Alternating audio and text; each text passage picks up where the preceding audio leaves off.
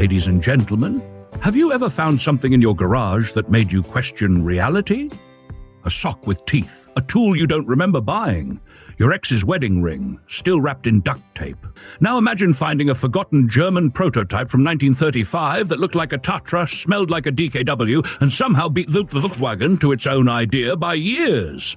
I give you the Maier Leichtbau, the lightweight car that got so buried in obscurity, even Google had to phone a friend. And before we pop the hood and the political sabotage, big love to our glorious sponsors, our channel members. Without you, I'd be working at Bob's flea market and Timmy would be converting microwaves into experimental scooters. Your support keeps this show running, keeps Timmy legally employed, and prevents Bob from trademarking AI-proof aluminium underpants. Thank you, brave heroes of history and bad ideas. Picture this: Germany, 2008. Jörg Janssen, classic car whisperer, stumbles into a cluttered mechanic shop in Krefeld. Amid the chaos of Beetle husks and grease-stained dreams, he uncovers a dusty, red-painted oddity with louvered engine vents that scream Tatra and a face that says, "I've seen things." The shop's owner explains, it was a client's pet project, but he ghosted us, so we parked it and forgot it existed, like my gym membership. Under the hood, a VW engine from the 1960s. But the real mystery was the brass plate, Maier Leichtbau, vehicle number LM05135, motor 20 HP. That's not a model number, that's a historical breadcrumb. Janssen, curious as a cat and just as likely to knock things over, got the car running and wheeled it out to Schlossdick Classic Day. There, among the polished Porsches and gleaming gull wings, this red misfit drew gawkers and one very serious Dutch historian, Herman van Oldeneel.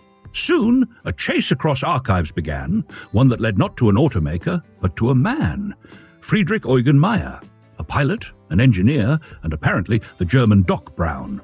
Friedrich Maier was born in 1898, served in World War I, studied engineering, and worked at Junkers and Albatross. By the early 1930s, while most people were figuring out how to afford bread, Maier was filing patents on self-supporting monocoque chassis, adjustable seats, and steering-linked headlights. Somewhere around 1931, he started a company called Leichtbau Maier in Berlin. In 1933, Hitler demanded a people's car. Instead of waiting for the contract to go to Porsche, Maier got funding, 300,000 Reichsmarks from Munich backers, and built his own vision, a lightweight steel-bodied sedan, rear engine, with a DKW two-cylinder two-stroke and some of the boldest features this side of the Jetsons. It's believed Maier may have shown it at the 1935 Berlin Motor Show. The problem? Ferdinand Porsche had the Führer's favor, and Maier didn't.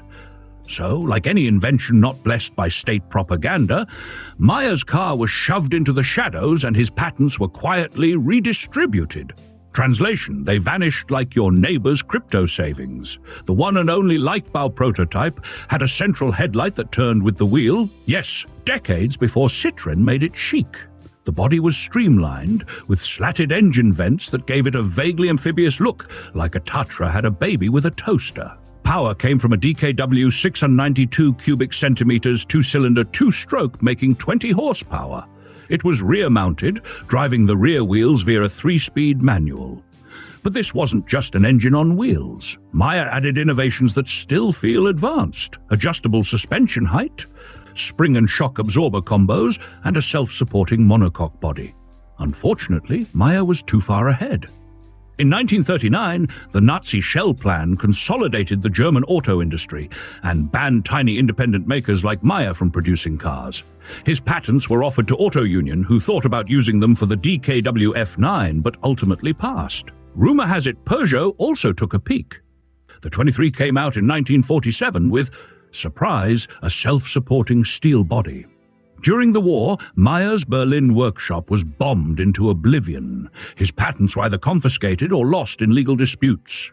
The man who once dreamed of a German future with affordable, innovative transport ended up alone, broke and embittered. His family left him. Soviet authorities tried to drag him eastward for his aircraft expertise, but he escaped, only to return to a life that had already moved on without him. The Leichtbau prototype, damaged in the 1943 raids, was moved to a cowshed. By the 1970s, it was little more than a ghost with wheels.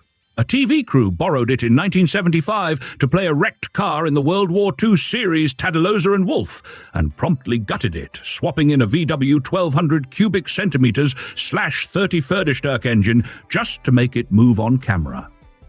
That's the 20th century version of casting Daniel Day-Lewis and making him lip-sync. Maier died in 1976, forgotten and penniless. His estranged daughter sold the car and his beloved Peugeot 202 to a props company in Aachen. Along with them, every last paper he'd saved.